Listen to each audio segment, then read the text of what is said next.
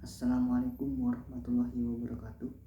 Perkenalkan, nama saya Nur Rashid Saputro. Saya berasal dari Fakultas Kedokteran dan Ilmu Kesehatan FKIK jurusan Farmasi. Pada kesempatan kali ini saya akan mensosialisasikan pentingnya menjaga kesehatan dan juga melaksanakan 5M. Untuk itu langsung saja kita mulai kan. Sebelum kita membahas tentang apa sih itu 5M, alangkah baiknya kita membahas sedikit tentang COVID-19. Jadi apa itu COVID-19? COVID-19 atau coronavirus adalah kumpulan virus yang bisa menginfeksi sistem pernapasan. Pada banyak kasus, virus ini menyebabkan infeksi pernapasan ringan, seperti halnya flu. Namun virus ini juga menyebabkan infeksi pernapasan yang berat, seperti infeksi pernafasan pada paru-paru atau yang sering disebut dengan pneumonia. Lalu bagaimana virus ini menular? Virus ini dapat menularkan melalui percikan dahak atau yang bisa disebut dengan droplet dari saluran pernafasan. Misalnya ketika kita sedang berada di ruangan yang tertutup dan sirkulasi udara yang kurang, lalu pada saat itu kita ada kontak langsung dengan droplet tersebut, maka hal itu bisa menyebabkan penyebaran virus COVID-19. Oke, selanjutnya dari mana sih asal mula COVID-19 ini?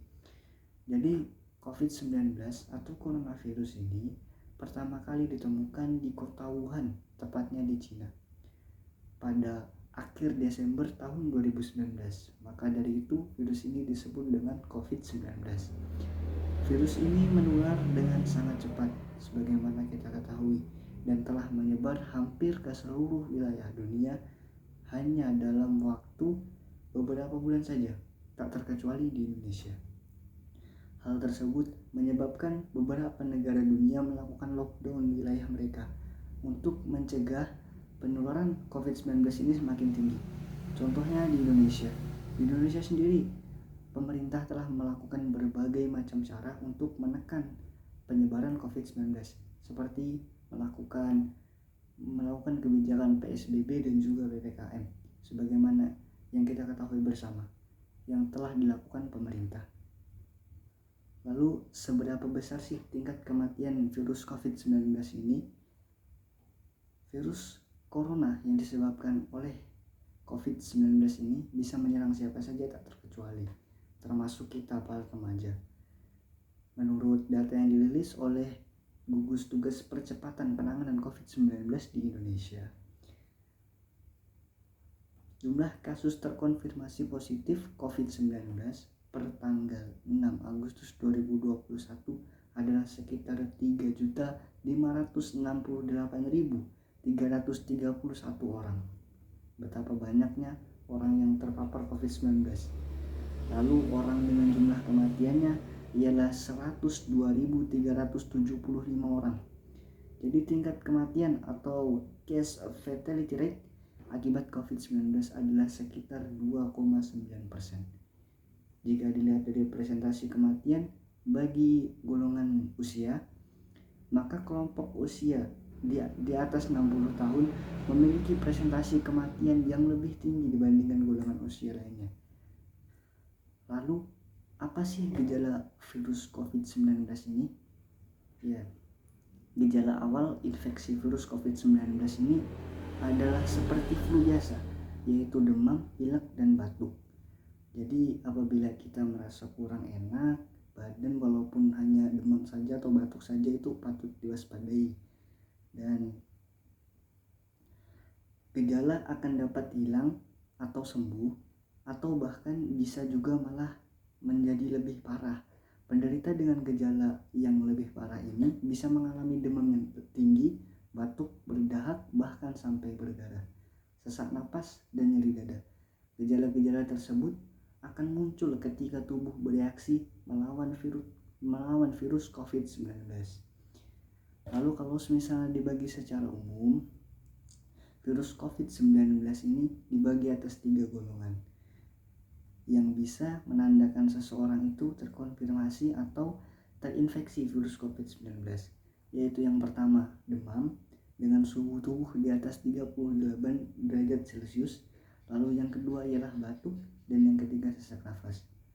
Lalu gejala COVID bukan hanya itu saja sebenarnya. Ada juga gejala-gejala lain yang bisa mengindikasikan terkonfirmasi infeksi virus COVID-19. Meskipun gejala yang ini lebih jarang dibandingkan gejala-gejala yang sebelumnya, seperti diare, sakit kepala, konjungtivis, lalu hilangnya kemampuan mengecap rasa, hilangnya kemampuan mengecap atau mencium bau, dan juga ruam-ruam yang ada di kulit. Lalu yang selanjutnya, bagaimana sih cara kita untuk mencegah penularan virus COVID-19 ini? Oke, yang pertama yaitu ialah dengan kita melakukan 5M. Yang pertama ialah mencuci tangan. Kita harus rutin mencuci tangan kita hingga bersih, karena mencuci tangan merupakan salah satu protokol kesehatan yang cukup efektif untuk mencegah penularan virus COVID-19. Ya, di sini saya akan menjelaskan tentang bagaimana cara mencuci tangan dengan baik dan benar. Yang pertama ialah membasahi tangan kita dengan air mengalir dan juga diberi sabun, jangan lupa.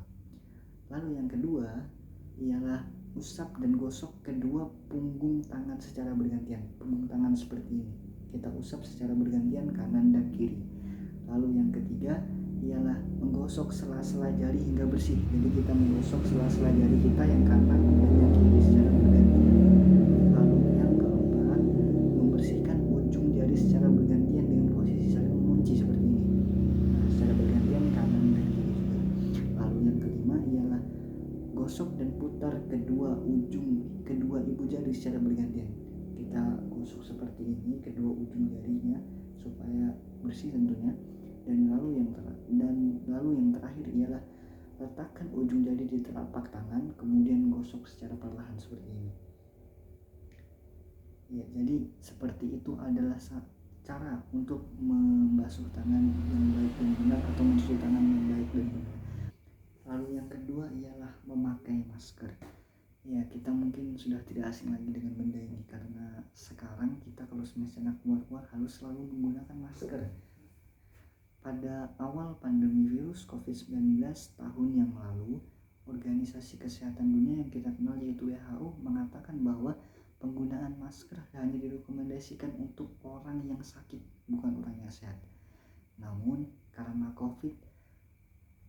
COVID-19 ini semakin merajalela hingga saat ini protokol kesehatan pun saling berubah-ubah, dan akhirnya WHO mengatakan bahwa orang yang sehat ataupun orang yang sakit selalu harus diharuskan untuk menggunakan masker. Lalu yang ketiga ialah menjaga jarak. Protokol kesehatan yang perlu diperhatikan selanjutnya ialah menjaga jarak.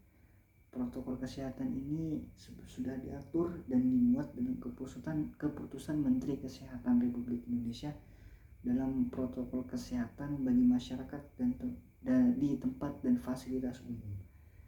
Di sana disebutkan jarak minimal kita dalam berjaga jarak dengan yang lainnya adalah 1 meter. Hal ini tentunya dilakukan agar penyebaran COVID-19 ini dapat terus menurun dan terus ditekan. Lalu yang selanjutnya adalah menjauhi kerumunan. Selain 3 hal yang telah saya sebutkan tadi, menjauhi kerumunan merupakan hal atau protokol kesehatan yang juga harus dilakukan.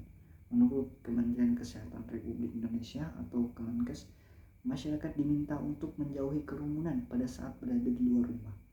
Karena semakin banyak kita bertemu dengan orang, maka kemungkinan terinfeksi kita terhadap virus corona ini akan semakin tinggi. Karena kita tidak tahu orang yang berada di sekitar kita itu entah dia positif atau negatif, karena kita juga tidak tahu. Lalu yang terakhir atau yang kelima adalah mengurangi mobilitas. Virus corona ini bisa terjadi di mana saja.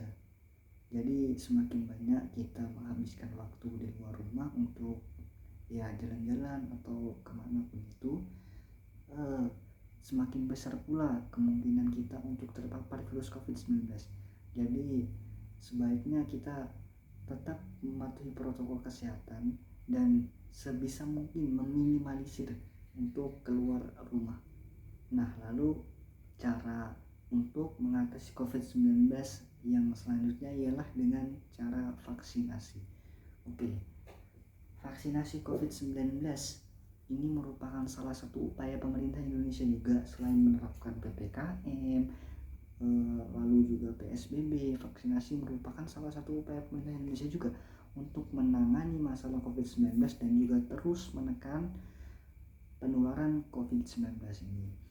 Jadi vaksinasi itu bertujuan untuk menciptakan kekebalan kelompok atau herd immunity agar masyarakat menjadi lebih produktif dalam menjalani aktivitas keseharian. Lalu apa saja sih manfaat dari vaksinasi COVID-19 ini? Ya, vaksinasi COVID-19 adalah pemberian vaksin antigen yang merangsang pembentukan imunitas antibodi. Seperti yang sudah saya katakan tadi, bahwa vaksinasi ini memperkuat imun kita, bukan untuk menyembuhkan COVID-19. Jadi kalau misalnya kita divaksin, maka kekebalan tubuh kita akan meningkat terhadap virus COVID-19 yang sedang mewabah sekarang ini.